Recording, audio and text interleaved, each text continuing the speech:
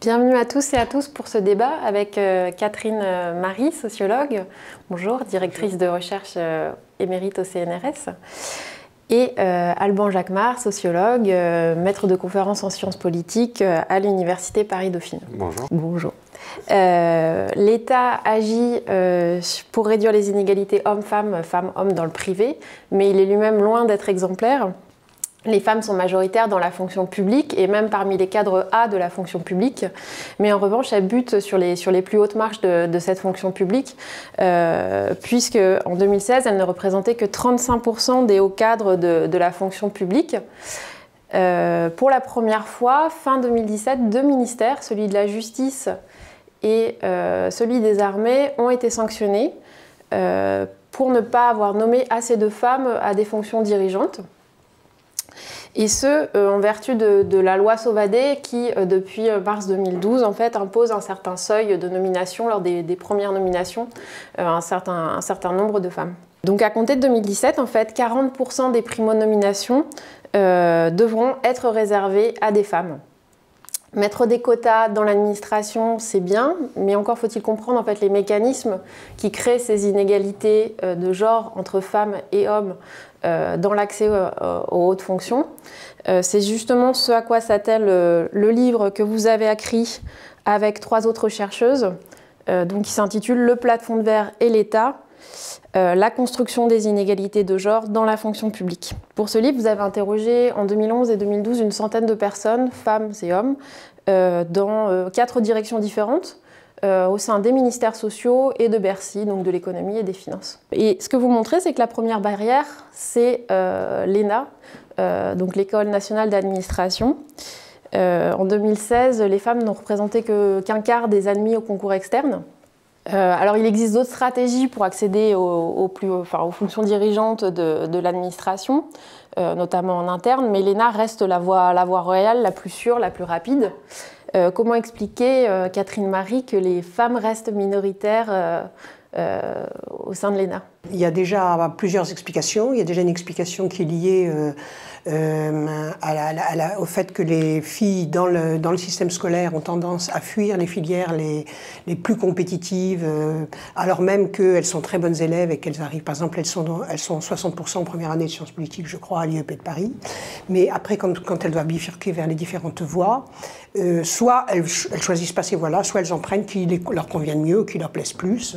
On dit qu'il y a une logique du goût versus une logique de la carrière qui serait plus celle des hommes. Donc ça, c'est une des premières explications. Puis il y a une explication qui est liée aussi au fonctionnement même, sans doute, mais ça c'est beaucoup plus difficile à observer, du concours, des épreuves, des jurys. Parce que quand la directrice de l'ENA a voulu corriger ce biais de genre... Nathalie Loiseau. Voilà, Nathalie Loiseau. Elle a quand même elle a réussi à infléchir un petit peu les résultats par une formation appropriée des jurys, par aussi un effort qui est mis sur la formation des filles dans la préparation au concours. Oui, parce que c'est possible. On voit qu'en 2013, par exemple, il y a eu 45% de femmes admises à l'ENA. Voilà. Alors c'est évidemment plus facile quand c'est le concours interne, et surtout le tour extérieur. C'est plus difficile pour le concours externe. Mais malgré tout, oui, il y a des possibilités d'agir sur les mécanismes même des concours qui font que les filles sont écartées et à l'écrit et à l'oral. C'est ça qui est étonnant. Oui, le tour extérieur, c'est la possibilité, au bout d'un certain nombre d'années de carrière, promotion interne, d'accéder à des postes d'administrateurs civils qui sont normalement réservés à la sortie de l'ENA. Voilà. Et donc ça, c'est un chemin qui est plutôt emprunté par les femmes, mais qui... Il y avait aussi plus d'hommes que de femmes qui réussissaient ces concours, mais disons que c'est un peu plus facile pour l'administration d'agir sur les jurys et sur les mécanismes de réussite au concours que dans le concours. Et puis en plus, c'est pas anonyme, tandis que parce que c'est la partie écrite, en tout cas les épreuves d'admission dans le tour extérieur, c'est des dossiers de carrière, tandis que dans le concours externe, c'est anonyme. Donc ça se joue en amont dans la formation des candidates, dans la confiance qu'elles peuvent avoir en elles, dans des tas de choses qui font que, sans doute même à la scolarité à Sciences Po, ça doit déjà se construire. Il faudrait l'observer de près, mais moi j'ai travaillé sur une école normale supérieure en sciences, en mathématiques et en physique, où on voit des mécanismes en prépa et ensuite à l'école normale de découragement des filles qui sont très subtils, mais en gros, elles ne se sentent pas légitimes, elles ne se sentent pas autorisées à présenter ces concours de l'élite, elles se disent « je ne suis pas assez bonne », voilà. Même quand elles sont très bonnes. Tandis que les garçons, on leur donne beaucoup plus confiance en eux. Et ça c'est un mécanisme qui joue dès l'enfance, mais qui se perpétue même dans les scolarités supérieures. Et alors, comme vous croisez les aspects discrimination sociale, discrimination de genre, vous montrez qu'il peut y avoir aussi des ressources auxquelles on ne pense pas, qui sont des ressources militantes, par exemple, parce que je crois que vous citez le cas d'une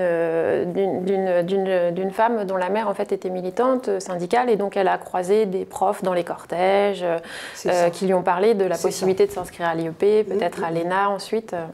Oui, il y a des atouts cachés, heureusement, qui permettent à soit des femmes de milieu populaire et des hommes d'ailleurs de milieu populaire, c'est ce capital militant, il joue pour les deux sexes. Et puis il y a d'autres atouts familiaux aussi qui jouent, qui sont du côté, je dirais, par exemple, la transmission du féminisme, des mères qui, sans être forcément toujours militantes féministes, sont très sensibilisées à la question de l'égalité entre les femmes et les hommes et qui poussent beaucoup leurs filles à réussir. Et qui soutiennent son ambition professionnelle, qui lui donnent confiance, et souvent soutenues par les pères, d'ailleurs, il n'y a pas que la mère. C'est la famille entière qui est mobilisée sur la réussite des filles. Puis après, la deuxième étape, c'est qu'à la sortie de l'ENA, il y a des directions ou des ministères qui sont plus ou moins prestigieux, qui sont plus ou moins rémunérateurs. Et bizarrement, les femmes ont tendance, à niveau égal, à s'orienter vers les ministères les moins lucratifs. Donc, vous citez une femme qui dit voilà, les hommes font le budget, les femmes font les petits vieux. Ça, c'est une fonctionnaire de Bercy qui vous dit ça.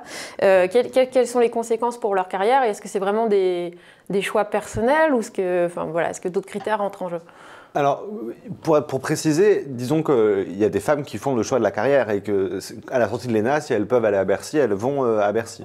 Ce qu'on a constaté, c'est que les hommes font systématiquement, nous, dans la centaine de personnes qu'on a enquêtées, les hommes font systématiquement le meilleur choix pour leur carrière au regard du prestige interne à l'administration, des opportunités de carrière qu'ils auront par la suite. Tandis qu'un certain nombre de femmes vont faire entrer d'autres critères pour choisir leur premier poste qui préfigure en partie l'avenir de la carrière. Et la question du goût que Catherine évoquait, qui joue aussi pendant la scolarité, elle intervient également à la sortie de l'ENA. Et donc effectivement, la figure classique, c'est des femmes qui réussissent le concours de l'ENA, qui font la scolarité à l'ENA, qui sont bien classées au terme de cette scolarité et qui peuvent donc prétendre notamment à des postes à Bercy par exemple, qui font partie des administrations les plus prestigieuses et rémunératrices, mais qui vont préférer un poste dans les ministères sociaux parce que leur vocation pour la fonction publique s'est construite plutôt autour du volet social, d'action sociale de l'État, plutôt que sur les côtés plus régaliens qu'incarne Bercy, mais aussi l'intérieur ou même la justice.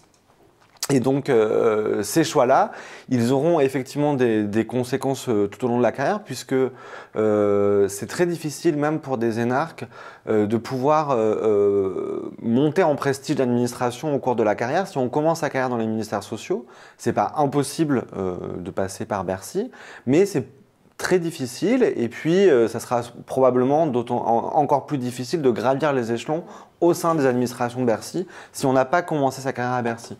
Et donc de ce point de vue, ce choix de premier poste, il a vraiment un impact sur tout le long de la carrière, puisque ces femmes qui vont choisir les ministères sociaux par goût, elles pourront avoir évidemment des très belles carrières, puisque l'ENA quand même permet de très belles carrières, mais elles n'auront pas accès aux plus beaux postes au sens rémunérateur et prestigieux qu'offre Bercy par exemple.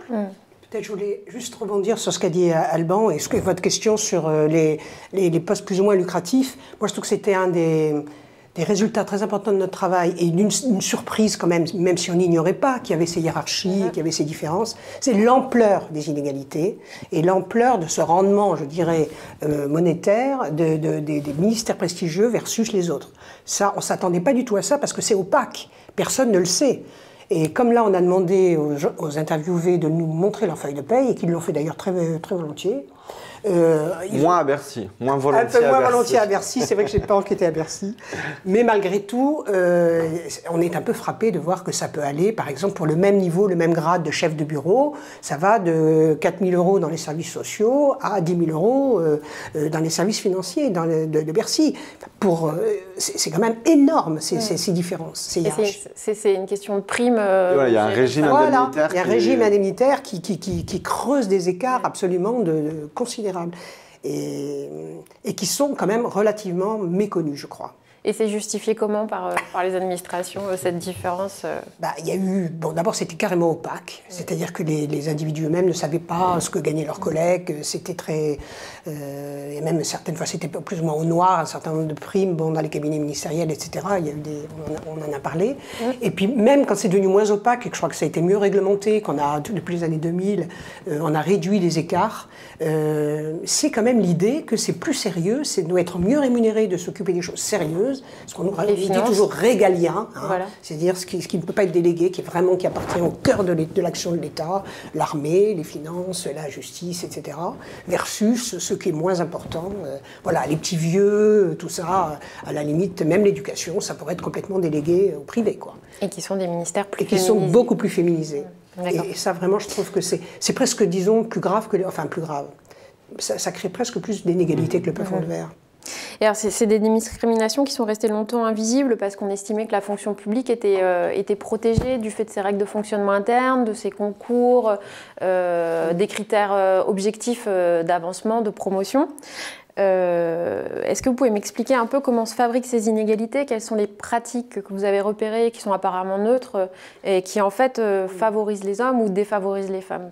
Alors peut-être de rappeler que sur la question de la visibilité de ces inégalités, les statistiques qui mettent en évidence ce plafond de verre, ce phénomène de disparition ou en tout cas d'évaporation du nombre de femmes au fur et à mesure qu'on monte dans l'administration.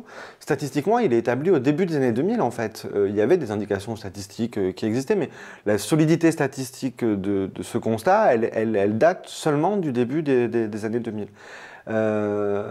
Et finalement, notre enquête, qui, il faut le rappeler, était une réponse à un appel d'offres de la direction de l'administration et de la fonction publique, vient compléter ce bilan statistique qui se solidifie au cours des années 2000 avec une volonté de comprendre pourquoi ce plafond de verre se maintient malgré les progrès de l'égalité professionnelle en général, malgré tout. Et malgré les règles neutres de la fonction publique auxquelles tous les fonctionnaires et toutes les fonctionnaires sont très attachés et croient généralement beaucoup. Alors il y a plein de mécanismes qui en fait ont des biais de genre qui font que ces règles ne sont pas du tout neutres. Le premier, on l'a évoqué, c'est l'ENA. L'ENA, c'est un droit à la carrière, c'est une expression qu'on a beaucoup entendue. C'est un privilège pour les carrières. Et donc, le fait que le concours d'entrée offre des carrières variables, déjà, c'est pas du tout neutre, puisque, comme vous l'avez rappelé, l'ENA n'arrive toujours pas à intégrer autant de femmes que d'hommes dans ses effectifs. Et puis après, il y a tout un ensemble de normes que les administrations imposent à leurs fonctionnaires pour faire carrière, qui pèsent différemment sur les femmes et sur les hommes et qui vont en fait fournir des handicaps aux femmes pour se conformer au modèle et des ressources aux hommes pour se conformer à ce modèle. Alors on peut rapidement évoquer deux, trois points. Le premier, c'est quand même cette idée que notamment pour les énarques, mais pas que, les carrières se construisent de manière linéaire, ascendante, dès la première prise de fonction. Et donc, c'est cette expression qu'on reprend dans le livre, cette idée que tout se joue entre 30 et 40 ans. Or, c'est une période de la vie où les femmes qui veulent avoir des enfants ont des enfants. Et c'est le cas des hautes fonctionnaires, elles veulent avoir des enfants et elles ont des enfants. Oui, c'est ce que vous soulignez, hein, parmi les personnes enquêtées, chez les femmes, la plupart ont des enfants. La plupart ont des enfants. Il y en a quelques-unes qu'on a rencontrées qui n'avaient pas d'enfants et qui donc pouvaient être déchargées de cette charge que peuvent représenter les enfants pour les carrières. Mais c'est un modèle qui a tendance à disparaître. C'était plutôt dans les plus âgés.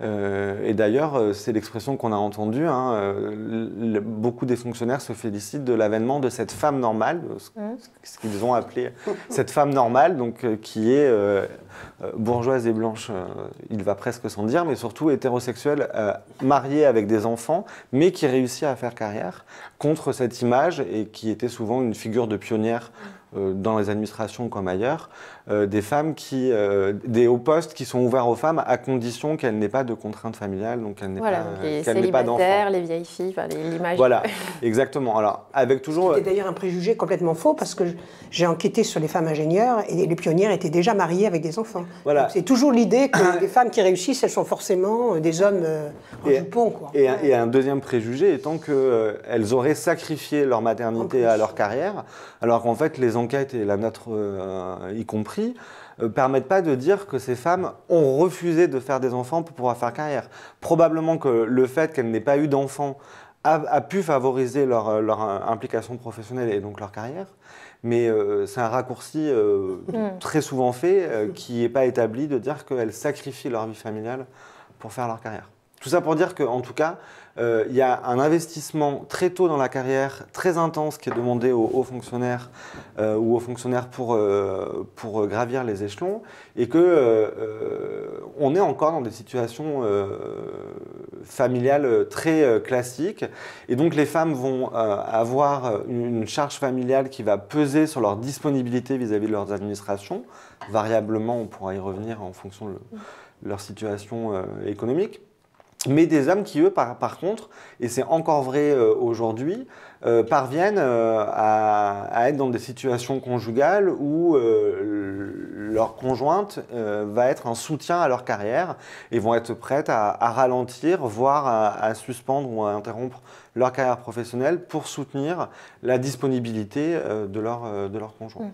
Parce qu'une fois que les enfants sont plus grands et qu'on a 40 ou 50 ans, en fait, c'est trop tard pour espérer faire une belle carrière dans la fonction publique. C'est ça que...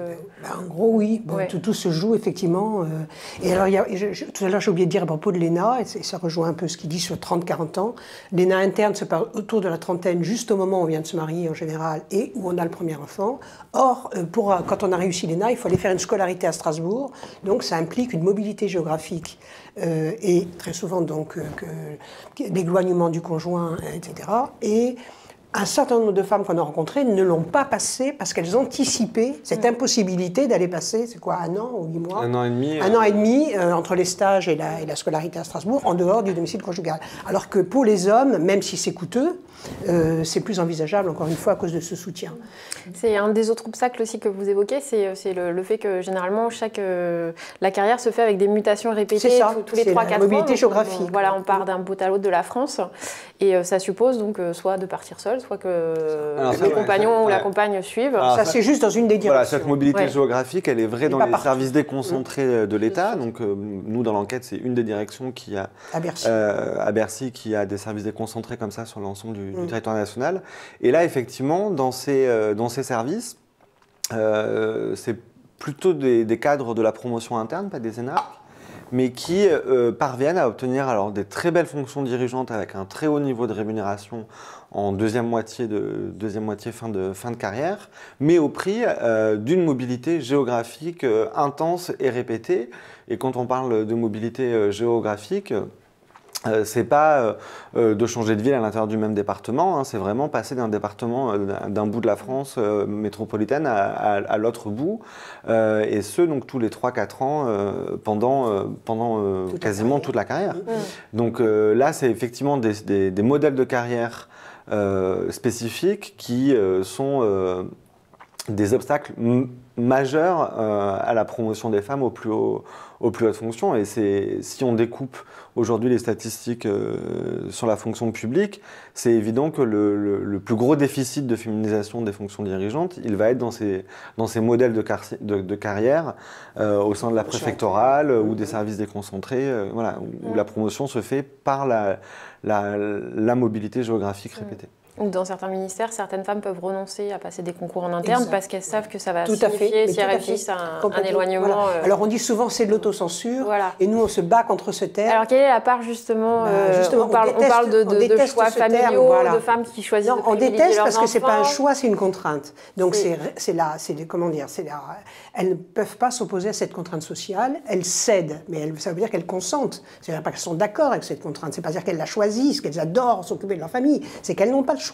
C'est-à-dire qu'il y a des contraintes sociales qui pèsent tellement fortement sur elles, de même qu'il y en a une qui est beaucoup plus invisible mais qu'on a retrouvée, c'est le tabou de la supériorité professionnelle des femmes. Ça, c'est une contrainte plus intime dans la vie conjugale, mais qui est qu'une femme qui réussit mieux que son mari en termes de, notamment financiers, même si c'est très peu, hein, il suffit d'un tout petit écart, c'est un drame dans le couple. Et ils nous ont carrément dit, quoi. Voilà. Ça, plus le fait qu'elle s'éloigne en partant, etc., c'est « Ah, on va divorcer ». Et c'est normal qu'un couple qui est jeune et qui s'entend bien n'a pas très envie de divorcer. Donc, il y a tous ces obstacles que j'appelle pas ça... Enfin, nous, on refuse dans l'équipe d'appeler ça de l'autocensure, mais plutôt, ils sont obligés de céder à une contrainte sociale très forte, et quelquefois, même si les couples sont d'accord, c'est la contrainte extérieure, c'est toute l'administration, c'est tout le monde social et professionnel qui va pénaliser un conjoint homme qui va suivre sa femme. Parce que oui, dans les enquêtés, il y a beaucoup de couples avec des doubles, qui tentent de faire des doubles carrières, l'immense majorité dans la fonction publique. C'est l'immense majorité. Et voilà, donc vous voyez aussi un peu comment se concilient ces ambitions professionnelles. Et ce que vous racontez sur l'effet de ces règles, en fait, c'est que beaucoup des personnes interrogées, que ce soit les hommes ou les femmes, les perçoivent pas forcément. Alors, plus les femmes quand même. Mais vous avez par exemple interrogé un cadre qui a travaillé dans cette région différentes au cours de sa carrière, qui a changé tous les 3 ou 4 ans, avec 3 enfants et une épouse qui ne travaille pas. Qui ne travaille plus. Qui ne travaille plus, voilà, peut-être. Et donc, lui considère que c'est un sujet, mais pas forcément un problème, et que l'important, c'était que tout le monde soit d'accord et participe ce qu'il appelle le jeu. Effectivement, et c'est tout. Cette phrase, elle est intéressante. Accepter de participer au jeu, c'est tout c'est toute cette dimension que l'administration fait reposer sur la négociation conjugale, la capacité à se plier à ces règles. Or, la question de la négociation conjugale, elle est inégalitaire, et les hommes arrivent à faire jouer le jeu à leur compagne ou leur conjointe, tandis que les femmes n'y arrivent pas, voire même, Catherine parlait du tabou de la supériorité professionnelle et salariale, voire même renoncent à tenter de faire jouer le jeu. Donc, et c'est ça qui est important aussi, et qui nous tenait à cœur dans le livre, c'était d'insister sur le fait que, par exemple, quand on parle de ces questions de négociation conjugale, de contraintes parentales qui pèsent plus sur les femmes, ça n'exonère pas l'administration de sa responsabilité, entre guillemets, des inégalités qui sont en son sein. C'est parce que l'administration impose ces règles pour faire carrière que les inégalités dans la sphère familiale ont un effet sur les vies professionnelles. On pourrait imaginer des règles de faire carrière qui soient déconnectées de ce qui se joue dans la sphère familiale et qui ne demandent pas l'égalité dans la sphère familiale pour que l'égalité existe dans la sphère professionnelle. Donc ça, je pense que c'est aussi un point qui nous tient à cœur dans ce travail, d'insister sur le fait que les organisations ne sont pas que le réceptacle des inégalités qui existent en dehors d'elles, elles sont aussi productrices d'inégalités. Et ce serait quoi ces nouvelles façons de s'organiser qui permettraient de... Parce que par exemple, vous parlez aussi de la question du présentéisme avec des horaires... Enfin, faut dire quand même ce que sont les horaires dans les ministères. Vous dites dans le ministère des Affaires sociales, ça va de 8h30 jusqu'à 19h30, 20h. Et puis à Bercy, ça peut aller jusqu'à minuit. Voilà. Alors ça, c'est déjà changer ces règles-là. Ça, c'est évident que la question du présentéisme, c'est quelque chose qui pèse énormément. Et plus que le présentéisme, c'est la disponibilité quasi permanente. Alors généralement, il et elle, à part dans certains services de Bercy, arrivent à préserver leur week-end. Mais par contre, du dimanche soir au vendredi soir, ils sont quasiment à disposition permanente de leurs administrations. Et quand c'est pas en présentiel, c'est de toute façon avec le téléphone portable, l'ordinateur portable, au domicile, à leur domicile.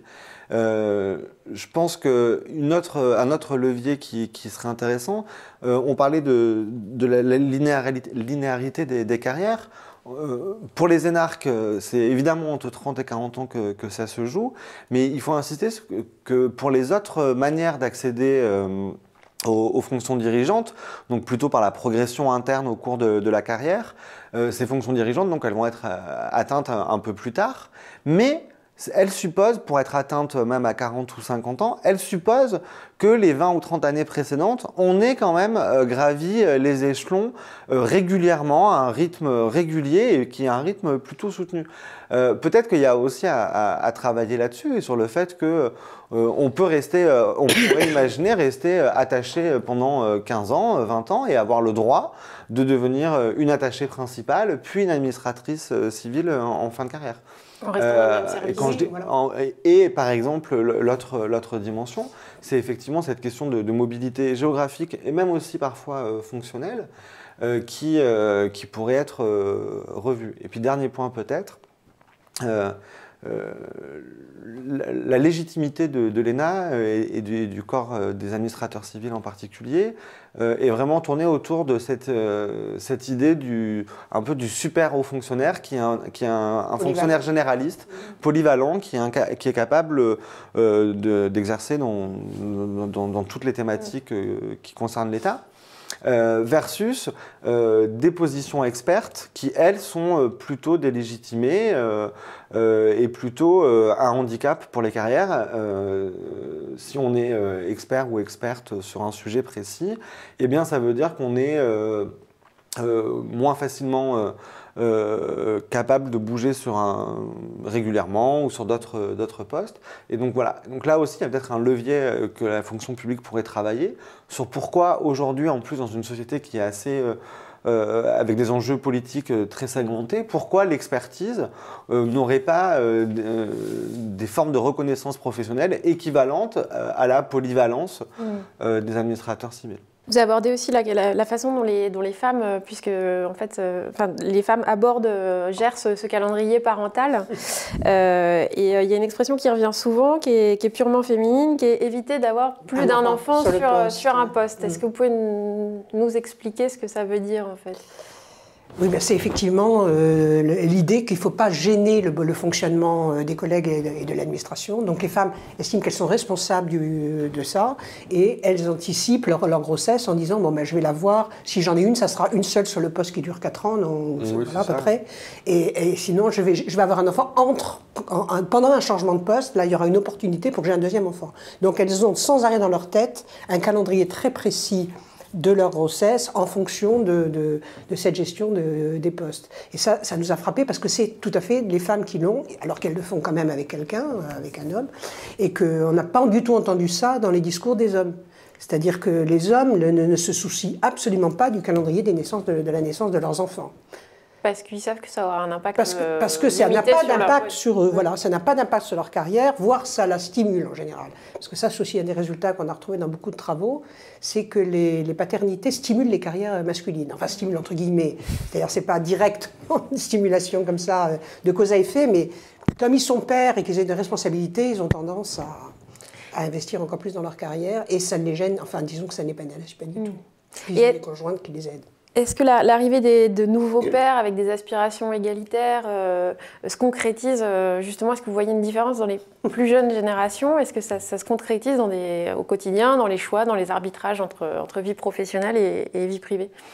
Alors effectivement, c'est une des questions qui nous a intéressés, d'autant qu'on ne l'a pas encore dit, mais l'État a engagé des politiques d'égalité des sexes dans la fonction publique au cours des années 2000 et qui a abouti notamment à la loi Sauvadet que vous évoquiez en introduction. Et nous, quand on a enquêté, en fait, Bercy puis les ministères sociaux venaient d'obtenir le label diversité et donc faisaient preuve d'un certain volontarisme sur les questions notamment d'égalité des sexes. Alors, on a retrouvé ce volontarisme dans le discours des enquêtés en général. Alors, avec plus ou moins de capacité à le digérer, le restituer, et plus ou moins d'enthousiasme à l'aborder. De ce point de vue, il y a certainement un effet générationnel. Les jeunes hommes sont plus prompts à afficher leur soutien aux politiques d'égalité, aux principes de l'égalité des sexes. Par contre, c'est vrai que au-delà de ce soutien affiché, ils se retrouvent prisonniers de ce à quoi ils ont été formés, être ambitieux et devenir des hauts fonctionnaires qui atteignent les plus hautes fonctions, et donc se plier à toutes ces normes dont on a vu qu'elles n'étaient pas neutres, et cette aspiration à l'égalité. Et donc ça rejoint un peu des travaux qui ont été faits par ailleurs sur les nouveaux pères, figures qui existent depuis au moins les années 80, donc qui sont plus si nouveaux théoriquement, qui fait que c'est plutôt une nouvelle masculinité d'intention plutôt que de pratique. Et très clairement, on rapporte le cas de plusieurs hommes qui sont vraiment très prompts au cours de l'entretien à afficher à la fois leur soutien aux politiques d'égalité professionnelle, des pratiques professionnelles soucieuses des conditions de travail, de leurs collègues. Je pense à ce jeune énarque qui se déclare champion du monde des congés maternité parce qu'il y a plusieurs de ses agentes dans le bureau qu'il dirige qui sont en congé maternité. Mais on voit bien, aussitôt après dans l'entretien, il rajoute « D'ailleurs, les copains, les collègues, hommes, me disent « T'es un peu con d'accepter tous ces congés maternité ». Donc on voit bien, en fait, on peut être le champion du monde du congé maternité, mais en réalité, c'est pas un fonctionnement qui est satisfaisant pour l'administration. Et donc après, ils sont aussi pour l'égalité dans leur couple. Ils veulent soutenir la carrière de leur conjointe, ils ne veulent pas que celle-ci mette en retrait sa carrière, mais dans la pratique, on voit qu'il y a un ensemble d'obstacles qui font que, en réalité, aujourd'hui, on n'est pas capable de voir de différence de pratique réelle entre les plus jeunes et les plus âgés. Alors, il faudrait peut-être refaire l'enquête dans 20 ou 30 ans, voir si, par exemple, il y a encore des compagnes qui s'arrêtent de travailler. Pour l'instant, les plus jeunes, leurs compagnes sont en début de carrière. Elles continuent à travailler. Il faudrait voir dans 20 ou 30 ans, est-ce que les carrières de leurs compagnes auront les mêmes carrières que celles des compagnes de leurs aînés. Alors en revanche, peut-être pour dire que ces jeunes pères, on ne les voit pas forcément parmi nos enquêtés, parce que comme dit Alban, ils ont été formés et socialisés à ces règles-là. En revanche, on peut les voir chez les conjoints de certaines de nos enquêtées femmes, qui ont délibérément choisi des hommes plus féministes ou qui souhaitent vraiment et qui pratiquent plus, qui les déchargent plus de toutes ces tâches-là et qui s'y engagent plus. Alors par exemple, on a un certain nombre de cadres supérieurs qui ont épousé des enseignants ou quelquefois carrément qui gagnent moins, mais ça se passe bien parce que c'était délibéré. Et donc on a quand même des pères comme ça qui s'impliquent plus, mais ça ne va pas être nos Et en revanche, parmi nos enquêtés, je voulais dire aussi, on en a vu un certain nombre aussi qui changeaient leur rapport à l'enfant quand c'était des pères plus âgés. Des pères sur le tard, un peu, comme les appelle Marc Messin, c'est-à-dire de ceux qui ont eu un premier couple archi classique avec leur femme qui arrêtait de travailler ou qui était à mi-temps comme institutrice, etc. Et puis, ils ont divorcé et ils en rencontrent une autre vers la cinquantaine. Et là, ils passent le concours, c'est là que je dis ça, ils rencontrent une femme plus jeune, ils ont un nouvel enfant, et là, je pense qu'ils sont capables de ralentir leur carrière, ne serait-ce que parce qu'ils ont atteint... Leur carrière est déjà un peu derrière eux aussi. Oui, elle est un peu derrière eux aussi, mais n'empêche qu'ils jouent quand même plus le jeu, et ils se rendent compte aussi que dans leur premier couple, ça n'a pas forcément été formidable pour leur femme. Vous avez aussi croisé des dirigeantes qui sont effectivement au niveau supérieur, qui sont mères de plusieurs enfants, qui sont mariées à des hommes qui ont eux-mêmes leur carrière. Mais vous soulignez qu'elles ont quand même un profil social particulier. C'est-à-dire que oui, on peut y arriver, mais il faut être un peu aidé socialement, quoi.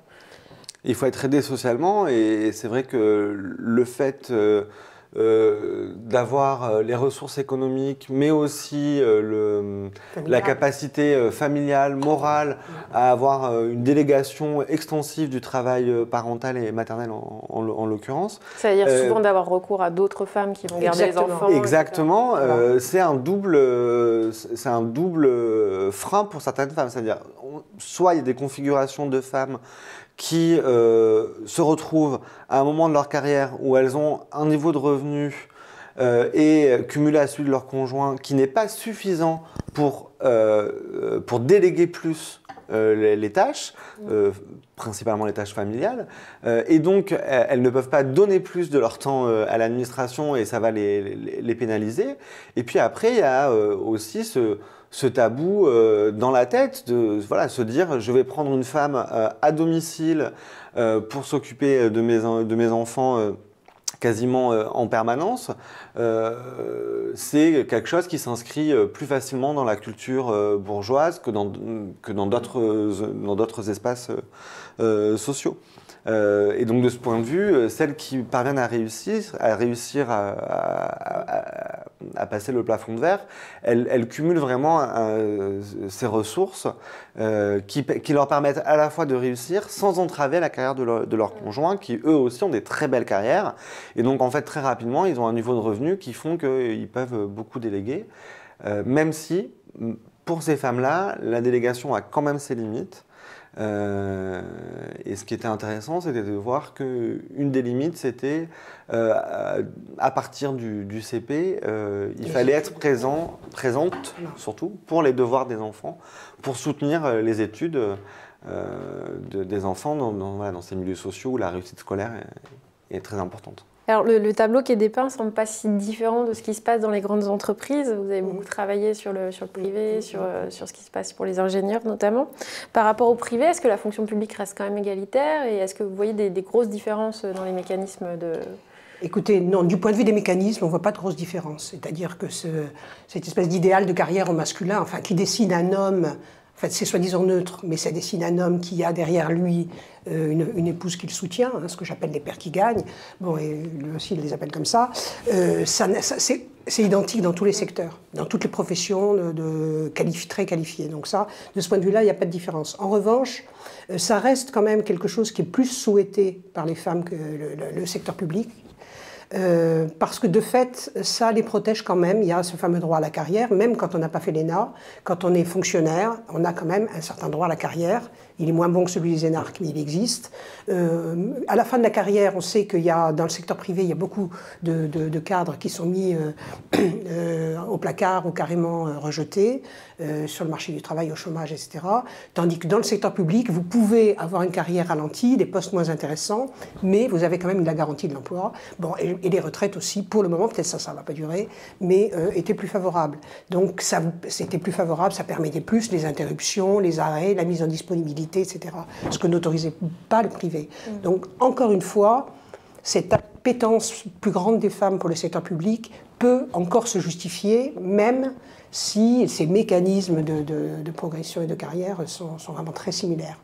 Et est-ce que la politique de créer des quotas qui sont progressifs, c'était 20% de femmes à des postes dirigeants, puis l'année d'après 30%, on arrive à 40% de femmes à des postes de dirigeants en 2017, c'est un objectif. Est-ce que c'est une politique qui suffit en soi, qui mécaniquement... Alors, elle ne peut pas suffire d'abord, y compris mécaniquement, parce que le périmètre des emplois ou des postes qui sont concernés est très faible. On parle de 6 000 postes voilà, à peu près, on parle de 6 000 postes vraiment tout au haut des administrations. Premièrement. Deuxièmement, le mécanisme choisi, c'est celui d'appliquer un quota sur les nouveaux entrants dans ces fonctions. Donc par exemple, à la fin de l'année, on va regarder les nominations de préfets et de préfètes et on va regarder combien parmi ces nominés n'étaient pas préfets ou préfètes auparavant, et c'est sur ce flux de nouveaux entrants qu'on va appliquer un quota de 40%. Donc vous voyez bien que déjà même pour ce petit nombre de postes tout en haut, le mécanisme choisi permet une féminisation relativement progressive. Et d'ailleurs, il y a un certain nombre de fonctions où en fait, il faut attendre 2 voire 3 ans pour qu'il y ait en gros suffisamment de personnes, c'est-à-dire 3, pour pouvoir faire appliquer cette règle du quota. Donc ça, c'est la première chose. La deuxième chose, c'est que quand bien même ce mécanisme de quota arrivera un jour à féminiser le très très haut, on n'aura pas vraiment comblé ce qu'il y a entre le très très haut et la masse des fonctionnaires d'État et qui cet espace intermédiaire ou cette espèce de haute fonction publique ordinaire continuera à être difficile d'accès pour les femmes. Donc il est évident qu'il y a un certain nombre de leviers qu'on a déjà évoqués sur la construction des carrières qui doivent être actionnés. Et puis peut-être le dernier point qui sera probablement non sans lien avec l'actualité de la rentrée, c'est de voir dans quelle mesure cet objectif de féminisation va répercuter l'agenda de réforme de la fonction publique, puisqu'en réalité, on disait avant les quotas ce fameux « il n'y a pas de femmes », mais on continue à dire aujourd'hui on va vite assécher le vivier, cette expression pas très heureuse, de femmes qui sont promouvables sur ces postes. Et donc, on entend déjà, y compris parmi les réseaux de femmes de la haute fonction publique, l'idée que justement ce quota doit être une occasion d'assouplir les frontières entre le privé et le public, et que eh bien, si on trouve plus de femmes hautes fonctionnaires pour mettre à ces fonctions, plutôt que de faire remarcher l'ascenseur social au sein de la fonction publique, aller les chercher dans le privé pour respecter cet objectif de féminisation du sommet de l'administration. Oui, parce que par ailleurs, vous montrez bien comment cet objectif peut rentrer en collision avec d'autres politiques publiques, par exemple de réforme de la fonction publique, avec tout ce qui a été réduction, regroupement de services, réduction du nombre de postes, où on se retrouve avec une compétition accrue sur les postes de dirigeants. Écoutez, je voulais vous remercier, Catherine Marie et Alban Jacquemart, d'être venus à Mediapart. Merci à vous. Et je vous dis à bientôt sur Mediapart.